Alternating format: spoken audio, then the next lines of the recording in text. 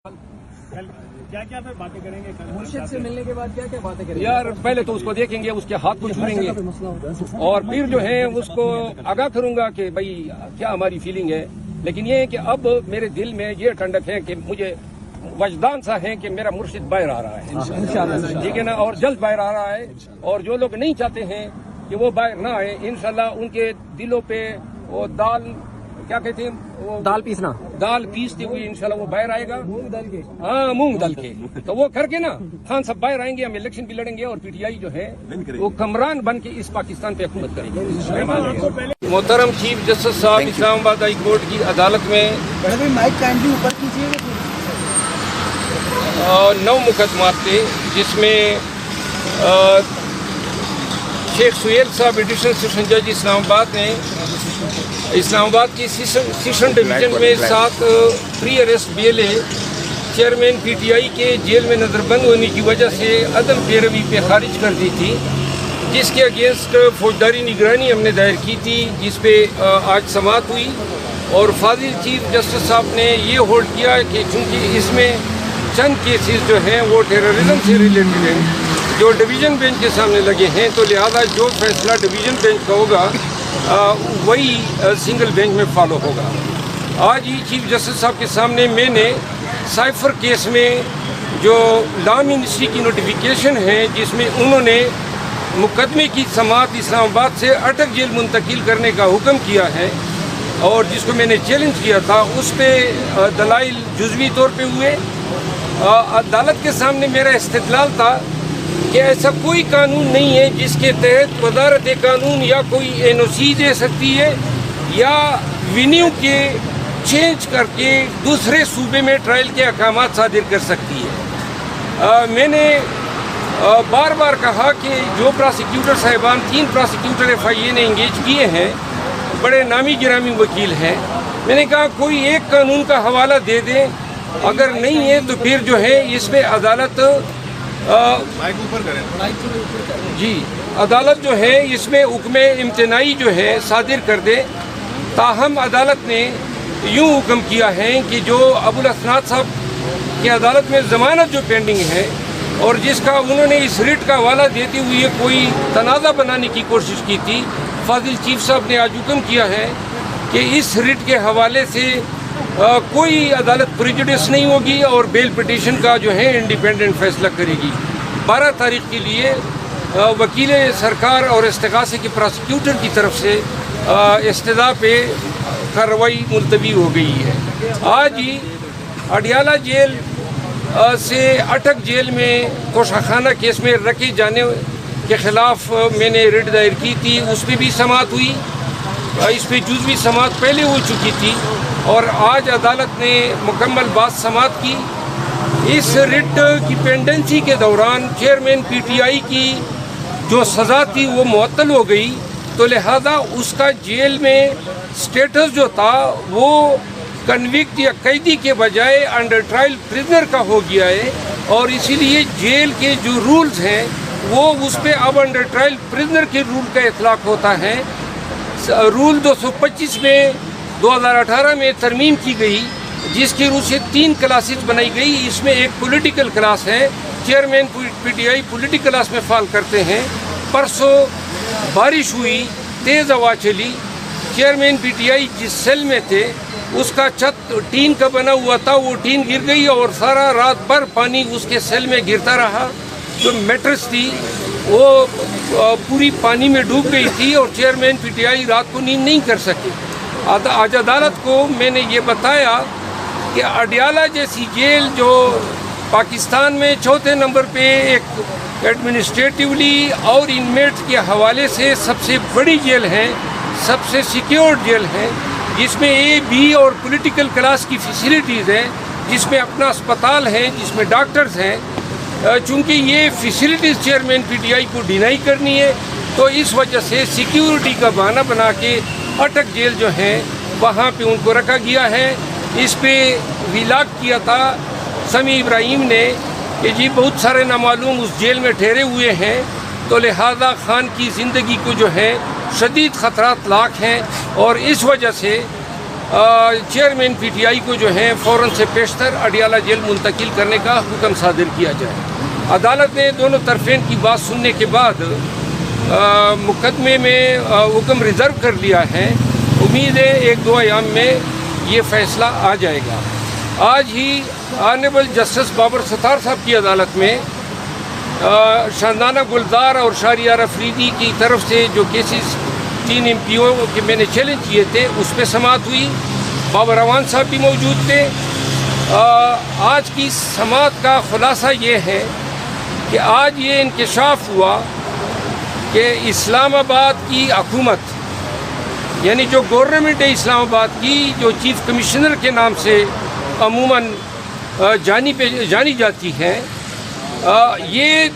1980 میں اس وقت کے مارشل لاء ایڈمنسٹریٹر جو ڈکٹیٹر تھے ضیاء الحق صاحب، انہوں نے ایک حکم نامہ صادر کیا تھا اور ایک چیف کمشنر کو کچھ اختیارات دیے تھے، لیکن بعد میں آئین میں تبدیلیاں ہوتی گئی اور اب جو ہے اسلام آباد کے تمام ایگزیکٹو، انتظامی اور لیجسلیٹو معاملات وفاقی حکومت کے پاس ہیں۔ تو لہذا آج یہ انکشاف ہوا کہ جو AMPO کے تحت جو احکامات ڈپٹی کمشنر صادر کر رہا ہے وہ قانون 1965 میں بنا تھا، جب اسلام آباد بنا ہی نہیں تھا، نہ اسلام آباد کا کوئی انتظامی ڈھانچہ تھا، نہ کوئی اسلام آباد کا ڈپٹی کمشنر تھا، نہ کوئی ضلع تھا۔ تو لہذا یہ اختیارات کب ڈی سی اسلام آباد کو کس نے تفویض کیے، اس کا جواب ڈپٹی کمشنر اور چیف کمشنر اسلام آباد آج عدالت میں نہ بتا سکے۔ اس پر عدالت نے حیرانگی کا اظہار کیا، اٹارنی جنرل کو نوٹس دیا ہے، امائکس کیوری مقرر کیے ہیں اور ڈپٹی کمشنر کے خود ساختہ اختیارات 3 MPO کے تحت پابندی لگا دی ہے کہ اب وہ اسلام آباد میں کسی بھی شہری کے خلاف، کسی بھی آدمی کے خلاف 3 MPO کے تحت اختیارات ایکسرسائز نہیں کرے گا، اور ساتھ ہی چیف کمشنر پہ قطعاً لگا دیے کہ وہ اب کوئی اختیارات تفویض بھی نہیں کرے گا۔ آج ہی میں نے عدالت کو یہ بھی بتایا، جس پہ عدالت نے جو ہے اپنی ناراضگی کا اظہار کیا کہ شاندانہ گلزار کے موبائل ابھی تک واپس نہیں کیے گئے ہیں، جس پہ SSP آپریشن نے کہا کہ میں جلد ہی ان کی واپسی کے احکامات جاری کر دوں گا۔ جی کوئی سوال ہے تو میں آپ اور اب جو ہے اسلام آباد کے تمام ایگزیکٹو، انتظامی اور لیجسلیٹو معاملات وفاقی حکومت کے پاس ہیں۔ تو لہذا آج یہ انکشاف ہوا کہ جو AMPO کے تحت جو احکامات ڈپٹی کمشنر صادر کر رہا ہے وہ قانون 1965 میں بنا تھا، جب اسلام آباد بنا ہی نہیں تھا، نہ اسلام آباد کا کوئی انتظامی ڈھانچہ تھا، نہ کوئی اسلام آباد کا ڈپٹی کمشنر تھا، نہ کوئی ضلع تھا۔ تو لہذا یہ اختیارات کب ڈی سی اسلام آباد کو کس نے تفویض کیے، اس کا جواب ڈپٹی کمشنر اور چیف کمشنر اسلام آباد آج عدالت میں نہ بتا سکے۔ اس پر عدالت نے حیرانگی کا اظہار کیا، اٹارنی جنرل کو نوٹس دیا ہے، امائکس کیوری مقرر کیے ہیں اور ڈپٹی کمشنر کے خود ساختہ اختیارات 3 MPO کے تحت پابندی لگا دی ہے کہ اب وہ اسلام آباد میں کسی بھی شہری کے خلاف، کسی بھی آدمی کے خلاف 3 MPO کے تحت اختیارات ایکسرسائز نہیں کرے گا، اور ساتھ ہی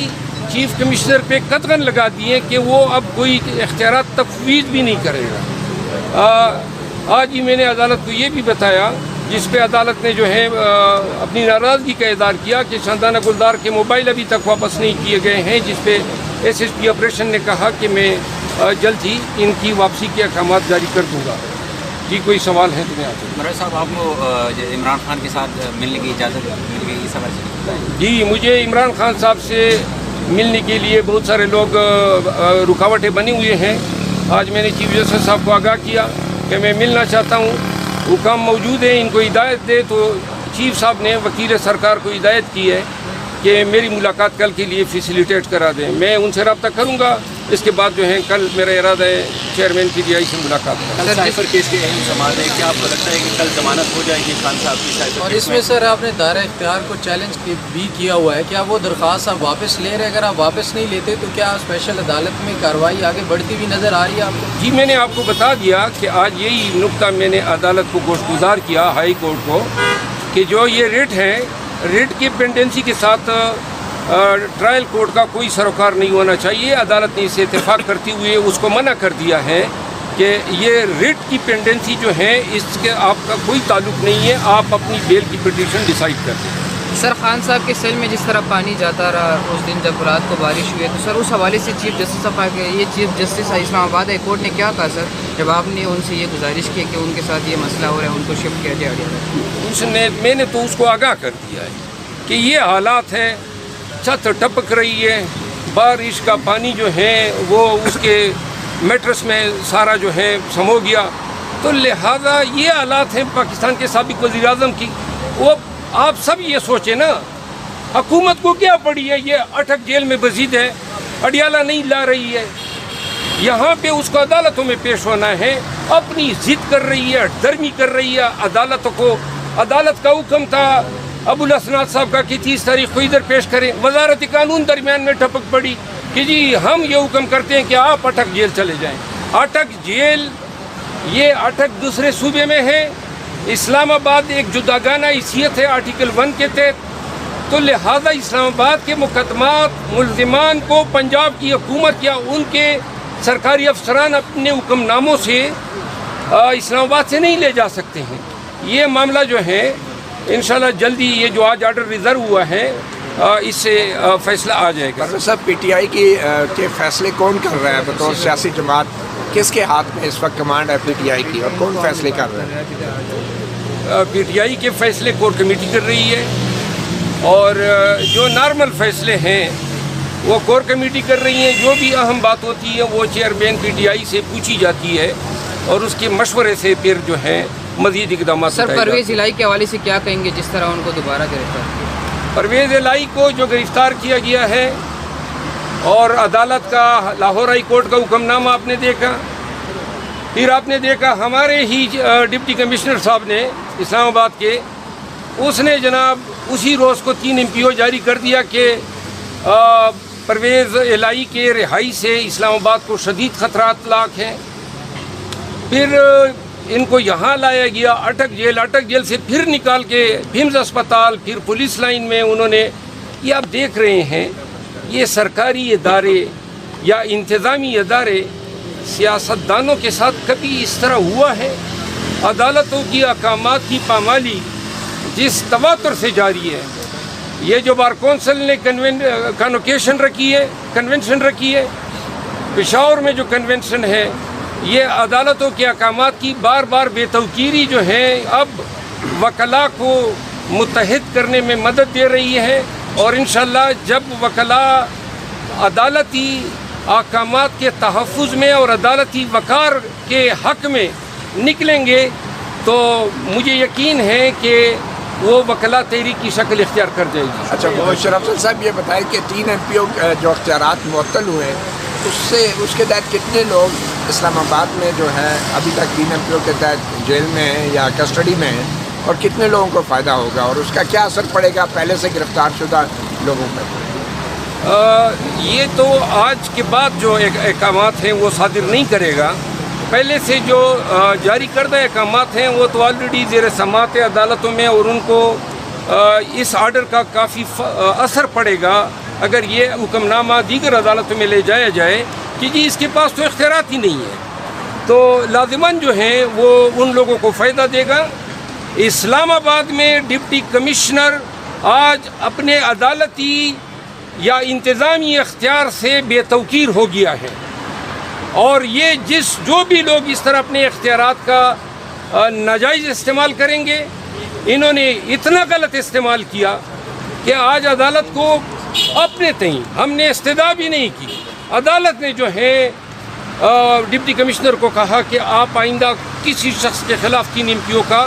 کوئی آرڈر جاری نہیں کریں۔ اس آرڈر کے خلاف اپیل ہو سکتی ہے؟ یہ انٹرم آرڈر ہیں، کوئی اپیل نہیں ہو سکتی ہے۔ آپ کی NC بھی مجھے سمجھ آ رہی ہے۔